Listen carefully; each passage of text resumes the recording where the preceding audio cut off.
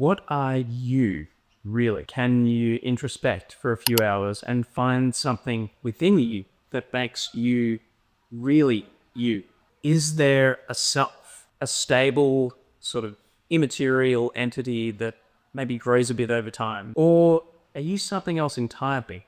Just a simple collection of experiences and ideas? Well, depending on whether you're a scientist or a philosopher, the answers might be completely different. This concept of the self has puzzled philosophers and scientists alike for centuries. Let's talk about that. But first, a quick word for my sponsor, Audio. They're the best place to get high-quality, royalty-free music for your projects. They've just sponsored me and my podcast, so it makes it a little bit easier to do the work that I'm doing.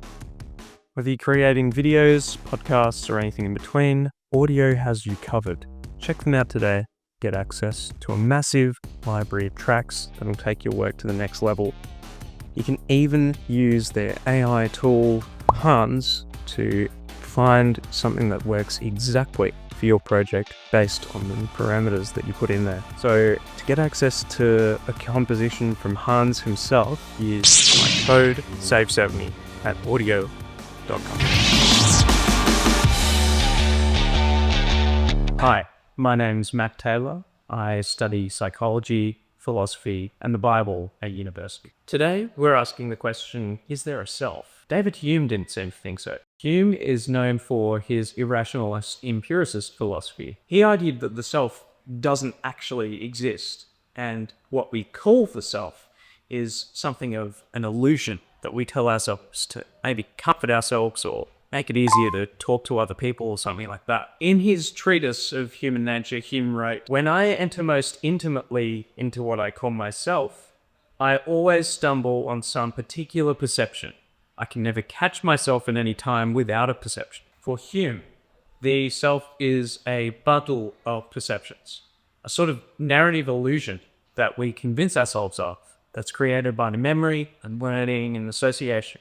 Nothing more than a series of thoughts or sensations. Carl Jung, the famous psychologist and psychiatrist, saw the self in a very different light. He writes in Ion, "The self is not only the center, but also the whole circumference which embraces both conscious and unconscious." For Jung, the self is real, a central archetype that guides us toward wholeness through the process of individuation. The journey is about integrating both the conscious and unconscious part of our mind. Hume characterizes the self as an illusion, while Jung sees it as an ongoing process of growth and integration. But what does modern science tell us today? Well, today, modern cognitive and neuroscience gives us a new perspective. Neuroscientists like Antonio Damasio suggest the brain's default mode network helps create a continuous self-narrative, much like Hume's bundle of perceptions. Studies on split brain patients suggest that the self is actually a modular process built from different parts of the brain that work together,